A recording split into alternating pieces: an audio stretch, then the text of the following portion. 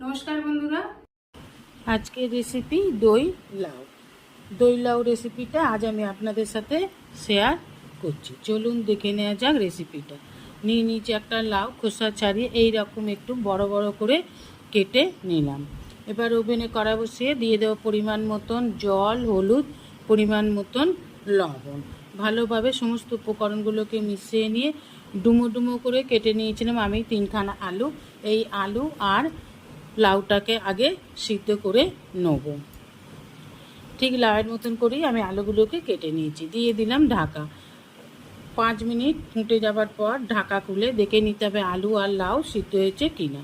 সিদ্ধ হয়ে গেছে, এবার নামিয়ে নেব।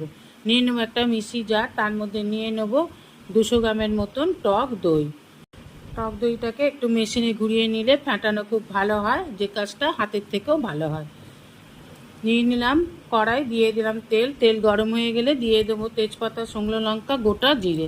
ফোড়নটাকে একটু নেড়ে চেড়ে নিয়ে দিয়ে দেবো হিং। হিংটাকে একটু ভালো করে ভেজে নেব। হিং দিলে স্মেলটা খুব ভালো হয়।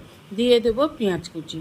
পেঁয়াজ কুচিটাকেও খুব ভালোভাবে ভেজে নিতে হবে, যেন পেঁয়াজের কাঁচা গন্ধটা না থাকে। দিয়ে দেবো পরিমাণ মতন লবণ। দিয়ে ভালোভাবে পেঁয়াজটাকে ভেজে নিয়ে দিয়ে দেবো আদা বাটা, দিয়ে দেবো লাল লঙ্কার গুঁড়ো, জিরে গুঁড়ো, ধনে গুঁড়ো, আর দিয়ে দেবো সিদ্ধ করেছিলাম যে জলটা ছিল সেই জলটা দিয়ে এবার মশলাটাকে ভালোভাবে কষে নেব। এইভাবে নেড়ে নেড়ে কষে নিতে হবে। এবার দিয়ে দিলাম ফেটানো টক দই। টক দই দিয়েও এবার সমস্ত মশলাগুলোকে খুব ভালোভাবে কষে নিন, যতক্ষণ না মশলা দিয়ে তেল ছেড়ে দিচ্ছে। এইভাবে নেড়ে নেড়ে কষে নিতে হবে। ভালোভাবে কষে নিয়ে যখন মশলা দিয়ে তেল ছেড়ে দেবে, তখন দিয়ে দেবো সিদ্ধ করে রাখা লাউ আর আলু। লাউ আর আলু ভালোভাবে এবার মশলার সাথে কষে নিয়ে দিয়ে দেবো জল। এই জলটাও কিন্তু আলু আর লাউ সিদ্ধ করে যে জলটা হয়েছে সেই জলটাই দিলাম, এখানে কিন্তু আমি সাদা জল দিলাম না। দিয়ে দিলাম 1 টিস্পুন চিনি।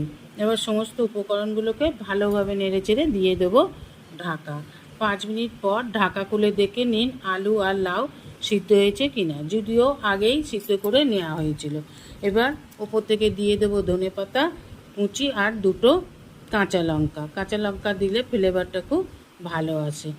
আর দিয়ে দেবো 1/2 টিস্পুনের মতন গরম মশলা গুঁড়ো আর 2 টিস্পুন দিয়ে দেবো ঘি। যে কোনো নিরামিষ তরকারিতে ঘি দিলে ফ্লেভারটা খুব ভালো আসে। এবার নেড়ে চেড়ে গ্যাস অফ করে দিয়ে নামিয়ে নিলেই তৈরি দই লাউ। এবার গরম গরম ভাতের সাথে পরিবেশন করুন।